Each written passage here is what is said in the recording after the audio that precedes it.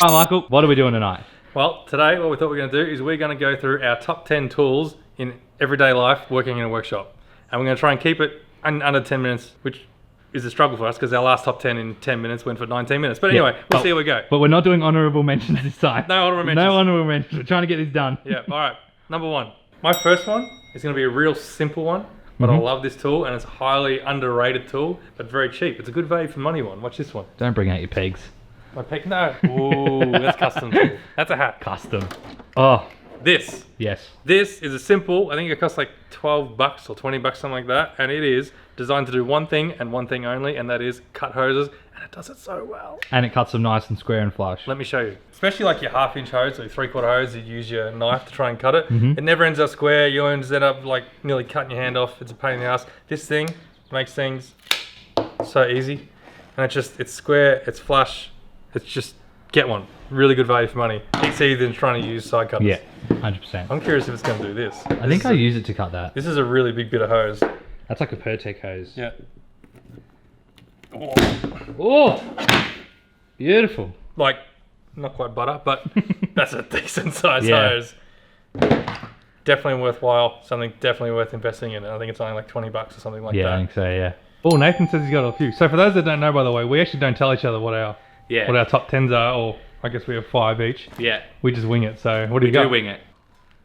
Oh, yeah. Didn't think about these, didn't you? No, I didn't. These are made to like hold the fittings and stuff. These are great to have for the vise. And they're aluminium, so the- soft jaws. Yeah, hurt the aluminium fittings. Doesn't hurt what you're clamping. Making your hoses up, you can sit your fitting in that. It's nice and neat, Beautiful. and you're not going to damage the fitting. Exactly right. And then, you know, if you're stepping out of your comfort zone and you want to use your jaws for something else.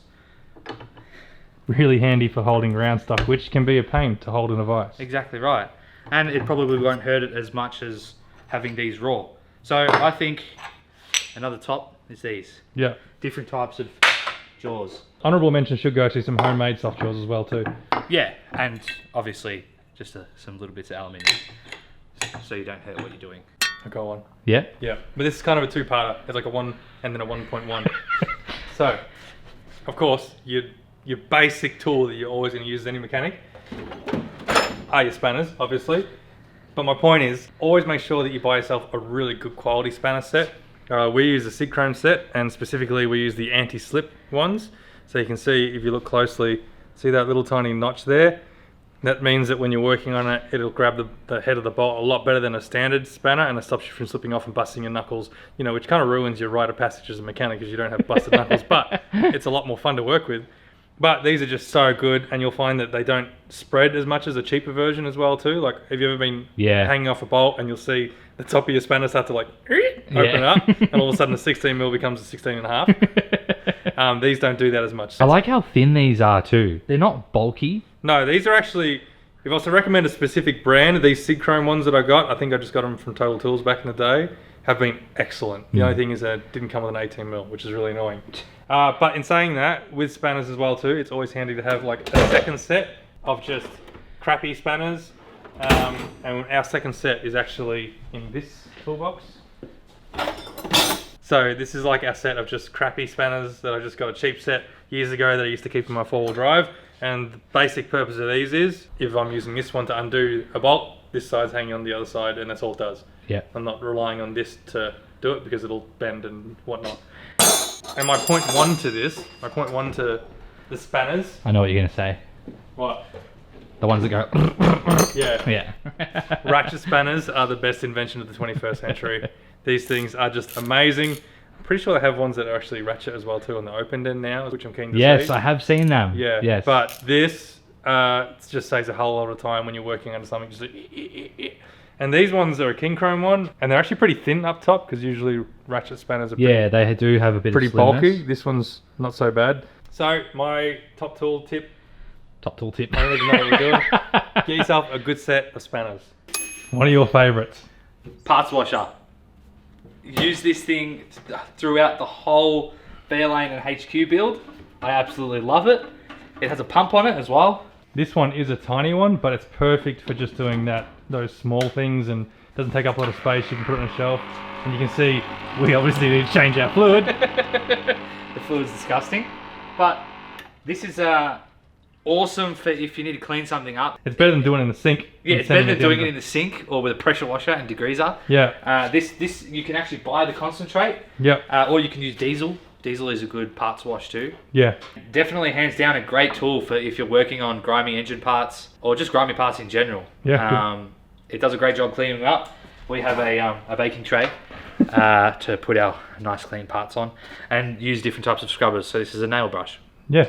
And you just scrub away and clean your parts up, let them dry off, and keeps all the mess in there and contained. Yeah, exactly right. Keeps all the mess in here. Pretty sure half of the Fairlane's parts was cleaned in this. Yeah, absolutely. And the LSQ as well. And the too. LSQ as well. So definitely a parts washer is a good investment, especially if you don't have the room for those big ones. Yeah. This little one is ideal for like the small home shop. Yeah, well, it's been great in here. Like, we would love a big one, but we don't really have the space. So definitely parts washer.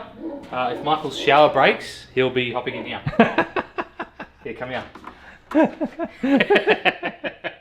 So if you're like us and you have as many cars as you can see here in the driveway at the moment, you'll find you constantly have flat batteries. And for a long time, Nathan's spewing. I won! If you want to get rid of those jumper leads and stop like push cars up against each other and try and jump, so it was just a pain in the ass. So eventually we bit the bullet and we went and invested in something that has been very useful, and that is a jump starter pack. Now this is a pretty serious one, a much bigger one than what you would normally come across. This is a lifesaver. This is so handy to have on you, and it's so quick and easy. Plug into the car and just move it and whatever you got to do. You can get a much smaller one than this, which is fine. We only got the big one just because we have so many cars. We actually use this quite regularly. Yeah. And it's got a nice little docking station too. Yeah, this one specifically has a cool little docking system that you can just sit it on there and it will charge up for you. Do you know too, if you plug that into a running car, in 40 seconds it goes to a full charge? What? Yeah, it has a quick charge feature, so in 40 seconds that'll go to fully charged. That's if cool. it's running off an alternator. Wow. If the car's running. Yeah, I only found that out the other day. But yeah, that's a really good tool. Just get a small one, even a small one to keep in your car and stuff like that. The other day we did a test drive in something that wasn't so reliable, I'm not going to mention what car, and we took it with us. It's green.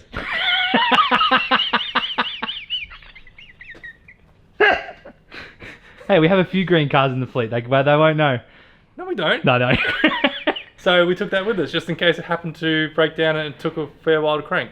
And it's just so easy to chuck in a car rather than having to worry about taking jumper leads. 100%, yeah. We never use jumper leads here anymore. We don't have to. Yeah. The beer fridge. Nah, where is it?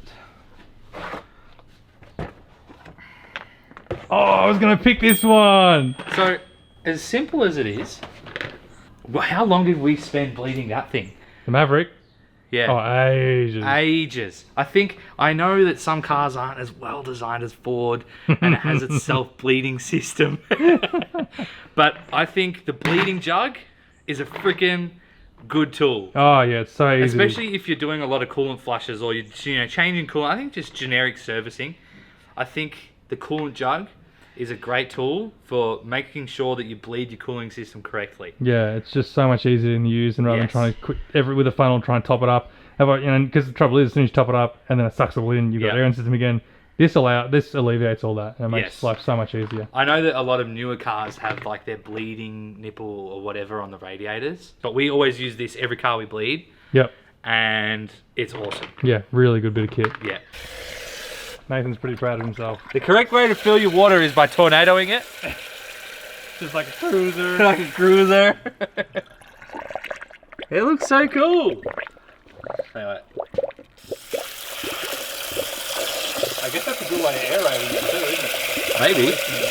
So another really handy tool, and this is probably more leading into your specialty tools, I reckon, when it comes to like automotive work as well, is, you know when you're trying to figure out your bolt and you got a nut and you're trying to marry them up and it's not working for some reason, you're like, it looks the same but it's not the same, why isn't it working? Or when you're trying to identify what a thread is because you want to tap, I just thought of another one, because you want to tap it and you can't figure out what it is, do yourself a favor, get yourself a thread testing kit. This one is made by Raceworks, and basically all it is a series of little threads that you can take to a job and you can screw into like an engine block or put a bolt into this, and it just takes away the guesswork of trying to figure out what you're dealing with. And we use it, how many times have we used this? Heaps. Like so many times when we've been working on stuff trying to figure out we need a bolt of a certain size, you get this, screw it in, yep, I need an M12 1.25 pitch. As simple as that. One thing to note about these as well too is they're not only just for your nuts and bolts, they can also be used to figure out your AN fittings. Really useful tool, we use it all the time. Or if you don't want to go down the path of buying something like that, you can also, something that my brother made up, you can make your own homemade one, which is just a series of bolts. Doesn't have to be as fancy and printed like this, just write it on a piece of cardboard. A series of bolts that you can just identify what bolt you're working with. Ow! That really hurt. Next one. Yep. Not so much a tool. I guess it's a tool for the brain. But I feel like workshop manuals Oh is yeah. a great tool. Completely underrated. Yeah, these are in every op shop you go to for like $1, and usually like the Falcon one as well, or a Gemini one, Yep. or the Camry one. A lot of the Camry ones. Yeah, a lot of the Camry ones. But I feel like the workshop manuals are a really good tool. Like we are constantly referring back to it for torque settings, even minor things. Michael loves it for the electrical side. Yeah, for wiring diagrams. For wiring diagrams, exactly right. It's great, and this literally shows you they dismantle and rebuild a product, the car. Yeah. You know what I mean? It shows you everything about it. This one even shows you that you should put a Haltech in your Falcon. Literally everything. Like it shows you how to rebuild your auto, you know, rebuilding the uni. We'll be the first to admit, like, we don't really read instructions on anything that we ever get very often, but we use these religiously. lot. I mean, the Fairlane engine Was built off this. was built completely out of Still hasn't the old killed it Haynes yet. manual, I think it Yeah, was. the Haynes manual. Yeah. So we got 2 Falcon manuals. We got LS1 manuals. We got manuals for a bus. Yeah, my bus. But you know, I bought one for my XE as well. Yep. And that is obviously shares the XF. So I'll definitely be bringing that in for when we work on those 2 cars. We got a Gemini one as well. That came with a This is Gemini. hard covered. I know. Bloody hell, amazing. That came with a Gemini, that one. See, they just throw them away. Yeah. It's like, who needs this? But I think workshop manual is definitely a good tool for the noggin and Yeah. a tool to learn out of. That was a really good one. I like that one. Step over to the power tool range. So now we're into the battery gear range. I think a must-have of any workshop these days is definitely just your basic impact gun. This is the 1/2" version. We used to have this, and we use this a lot. And what we used to do was use the 1/2" conversion thing. We snapped a but few we of used those. to snap them so often. Not a bad option if you want to sort of use this. If you've only got like a budget to afford one of these tools, this is not a bad option. Definitely. Because you can then use it as a screwdriver or what else as well. If you do use one of these as an impact gun, which we did very regularly, be prepared for this to happen a lot. But I used to just keep a couple on hand at all times just to swap them out when they did shatter. That lasted us for a very long time. Yeah. And, you know, it was only a couple of bucks to replace it every time we snapped it. But then we upgraded to this, and this thing is just amazing. You Yeah. don't have to worry about it snapping anything. It'll tackle pretty much anything. Makes it 10 times faster And too. it's just so much quicker to use. So this is just a basic staple that every workshop should have something like this. Yep. And to not state the obvious, pick a brand that you like. So when you do start to buy tools, do some research, find out which tools you like, and stick to that brand, because then you can just keep the same battery and Yeah. whatever. But a tool that we invested in not too long ago was this little sucker right here. Ah, yeah. This thing, what do they call this thing? Oh. A ratchet gun, or whatever it is. Whatever it is. The powered ratchet gun, whatever you call it. This thing is amazing. It is so easy to use, and you know, it's relatively compact, but it's also really strong too, so be It's careful. bloody strong. It will throw your knuckles into whatever's in front of it. And the very other thing is, you can use it as a ratchet. Yeah, like you can use this as a ratchet and also use it powered. And this is really good for when you're in a really tight spot that you can't get into. Again, be really careful with your hands, because if it's locked on and you crack it, it will take your hands with you. But if you can just sit there and and the bolt comes out like that, rather than sitting there going one click, one click, one click, one click. You know that? Yep. When you've got that job where you're going, Yep. and it's taking forever. This thing just takes all that out of it. It is such a handy tool to have. I love this thing. I can't believe this. I feel like I'm very disappointed in ourselves here, because we were just about to wrap up filming. We were done for the day. We're like, let's call it. Time to have a beverage, enjoy our night, and go home. When we totally forgot about probably the best tool of all, if you know me, which is the nutsack gun. This thing has revolutionized the car industry, or at least my industry. This thing is the best thing to slice bread. This gives you the ability of putting a thread into something where there should never have been a thread. And it's just so easy to use. If you've never seen a nutsack gun before, basically the way that it works is it has this little mandrel here, which you put onto the end of your nutset like that, and see how it does that. It basically works like a rivet gun. And what it allows you to do is, instead of putting a rivet into whatever hole that you're using there, you put these things in, which is a nutsert. So you can see here, it's like a little threaded sleeve. That is effectively your rivet. It goes into your piece of material. You put that in, you pop it into place, rivet in essentially, and you can screw a bolt into it. Yeah. You'll see us use these all the time. They're so great because you can put something in where you can't get access to the other side to like put a nut on or something like that. It is genius, and just get one, please.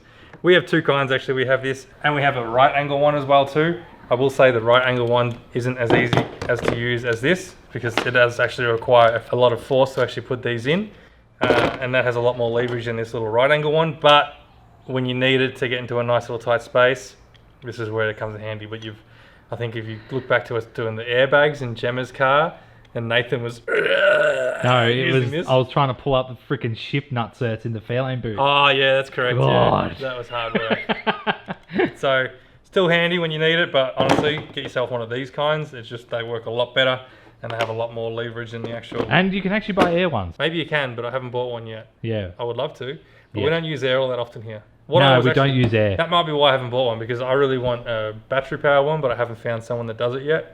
Milwaukee, hit us up. And we don't use air all that often here. No, we don't. It's too loud. Yeah, it's too loud, and we just use batteries now because all our battery gear is great. Yeah. Now we can go home. We're done.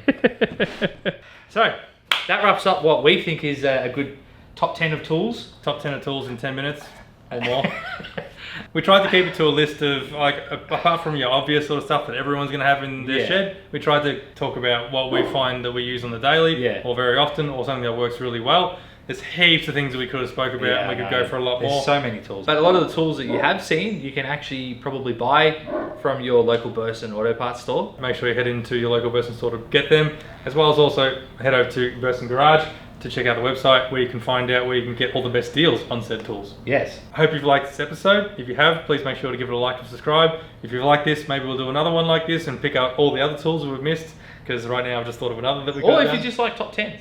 Maybe give us some options for top 10s. Yeah, give us some options of top 10s. If you like top 10s, put it in the comments below. Yeah. And maybe we'll do one as well too. Yeah, why not? If you'd like to support the channel even more, you can head over to our merch store. And on that note, and another tool that you can put in your top 10, Fender Covers or guard covers to put over the side of your car are a really good way of protecting your paint.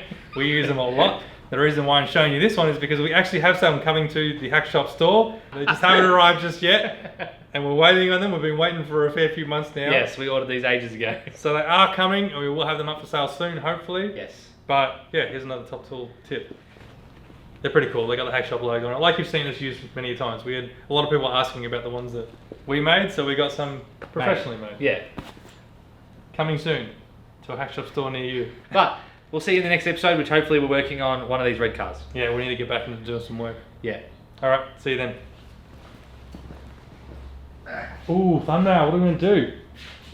Hello? Oh, Michael, wait. What are we doing tonight? Do that again. Found the first tool. You're the top 10 tool. I'm the top I'm the 10. one. We start these things and we never have any idea what we're going to I know what I want to do. I already got 2. So, before this thing came along... Do we want to move out of the bathroom? Yeah, probably. All I have is like shower in the background. For anyone that hasn't seen the previous episode, it's going to be really confusing. Michael's living in his shed. For those asking, the go-kart is coming. We need to find some time and some parts to finish it. Do you know when I had my old Maverick, I sold my old one with the Maverick because I thought, I'm never going to use that again. And then when I bought my second Maverick, I had to buy another one. See? Yeah. They're great to have. He's on the hunt. He's looking for his next tool. Pogo stick? What is it called? Spill free. Embudo spill free. Are you reading the Mexican side? Pola, plampa, des automobiles, camonino ninonis. I don't even know what that says. Anyway, that's a good one. All the stuff in there.